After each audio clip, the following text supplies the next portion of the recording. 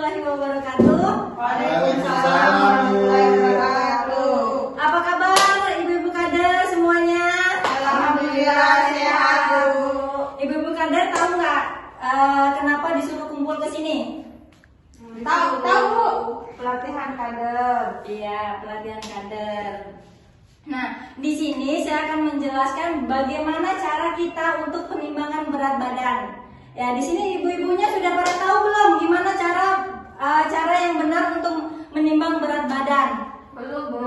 Belum ada yang tahu ya. Di sini saya jelaskan dulu ya untuk cara penimbangan berat badan. Pertama kita harus menyiapkan timbangan. Ya, langkah pertama, ibu-ibu pastikan kalau timbangan ini sudah pernah dikalibrasi. Kedua, pastikan juga lantainya ini harus benar-benar rata, tidak boleh yang bergelombang. Tempat rata ya. Terus yang ketiga, kami minta ibu kadernya maju. Ibu kader, terima kasih. Sebelum ibunya naik ke timbangan, kita pastikan dia tidak membawa handphone. Terus kalau dia menggunakan ikat pinggang, pastikan dia ikat pinggangnya dilepas. Kalau bisa dilepas ya. Terus kalau dia mau naik ke timbangan ini harus melepas alas kaki. Selanjutnya kita untuk melihat hasil, pastikan muka ibu harus sejajar dengan petugas. Tidak boleh apa sih namanya? Nunduk. Tidak boleh nunduk ya. Setelah itu baru kita lihat hasilnya. Ya ibu-ibu paham? Ya, paham, Bu. Dan sampai salah untuk pembacaan dan peletakan timbangannya karena itu akan berpengaruh ke IMT-nya. Jadi kita untuk mengkategorikan dia itu kurus, sedang, obesitas ataupun over obesitas. Jadi harus benar-benar yang saya jelaskan tadi harus benar-benar semuanya dilakukan dengan baik. Bagaimana ibu-ibu kader, apakah sudah paham? Paham, Bu. Bisa dilakukan di kampungnya masing-masing? Insya Allah siap. Ya sudah, kalau seperti itu saya tutup. Assalamualaikum warahmatullahi wabarakatuh. Waalaikumsalam warahmatullahi wabarakatuh.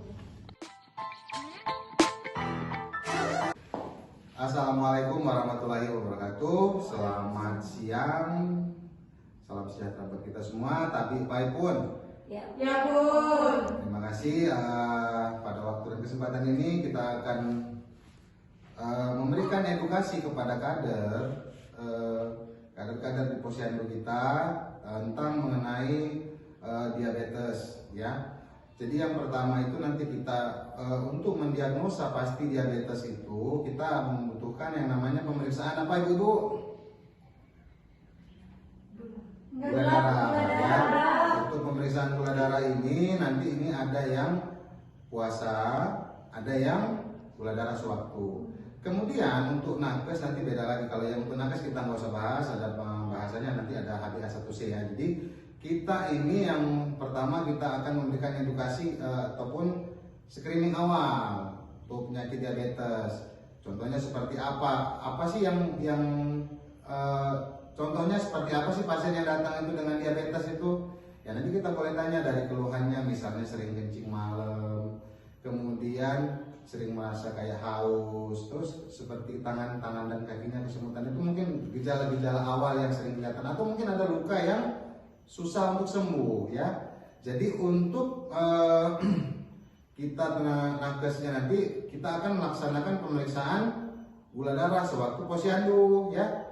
Jadi nanti yang sudah datang kita periksa dulu, kita temukan dulu punya pasiennya. Setelah kita temukan pasiennya, bagaimana kita cara mengelola si pasien ini. Nah, dari mulai dia misalnya contoh ini kita pola hidupnya nih, pola hidup seorang diabetes mellitus itu kebutuhan dia akan gula itu satu harinya, ini contoh yang 4 sendok. 4 sendok ini misalnya dia bapak-bapak nih pagi-pagi bangun tidur dia sudah ngopi, misalnya ini udah masuk 1 sendok. Nanti siang dia makan gorengan misalnya atau makan apa, ini termasuknya sudah 2 sendok. Atau misalnya makan di rumah itu dia istrinya masaknya pakai kandungan gula, misalnya di sayur, di sambal, gimana, itu udah masuk 3 sendok. Jadi sorenya dia ngopi lagi 4 sendok. Jadi kebutuhan maksimal itu sampai di batas itu. Jadi jangan kita berikan edukasi kepada masyarakat kita, jangan melebihi dari target yang sudah kita, artinya sudah jangan melebihi dari target gitu ya.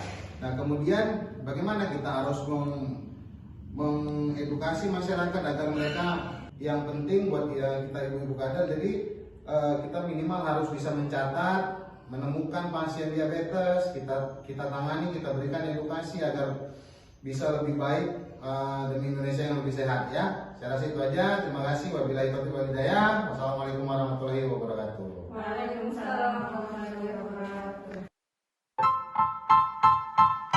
Selamat siang ibu-ibu. Selamat siang, Bu. Oke baik, terima kasih Telah hadir. meluangkan waktu untuk hadir di tempat ini. Hari ini saya akan mengedukasi ibu-ibu terkait dengan cerdik. Salah satunya adalah enyahkan asap rokok. Nah, kita sebelum mengedukasi ke masyarakat, ibu-ibu sebagai kader, seharusnya ibu-ibu harus tahu dulu apa itu merokok, kandungan-kandungan yang ada dalam rokok, dan bagaimana tata cara untuk membuat orang bisa berhenti merokok. Yang pertama itu definisi rokoknya itu hasil olahan tembakau. Kalau misalnya merokok berarti pembuatan yang membakar, memanaskan dan menghisap rokok atau produksi tembakau. Jadi dalam kandungan-kandungan yang ada dalam rokok itu ada 4.000 jenis senyawa kimia, ada 400 zat berbahaya dan 43 zat penyebab kanker atau karsinogenik. Jadi untuk tips-tips berhenti merokoknya itu, ibu-ibu mungkin bisa melakukan edukasi kepada suami, anak yang sebagai perokok. Jadi yang pertama ajak mereka untuk membulatkan tekad untuk mereka bisa berhenti merokok. Tips yang kedua, minta mereka untuk berhenti merokok seketika atau melakukan pengurangan jumlah rokok yang dihisap per hari. Contohnya kalau misalnya satu hari mereka biasanya hisap 12 batang, mungkin bisa dipotong menjadi 5 batang atau 4 batang.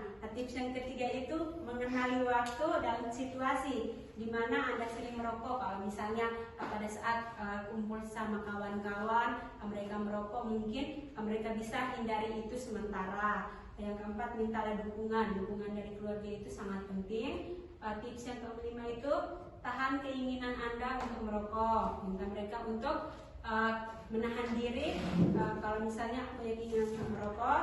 Yang keenam itu berolahraga secara teratur, dan yang ketujuh konsultasikan dengan dokter kalau misalnya punya hal-hal yang memang harus dikonsultasi.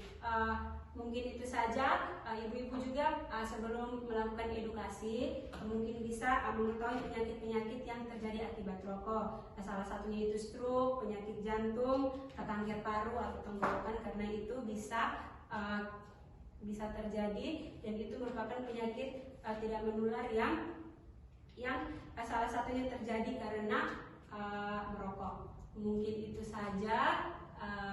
Terima kasih untuk waktunya. Assalamualaikum warahmatullahi wabarakatuh. Waalaikumsalam warahmatullahi wabarakatuh.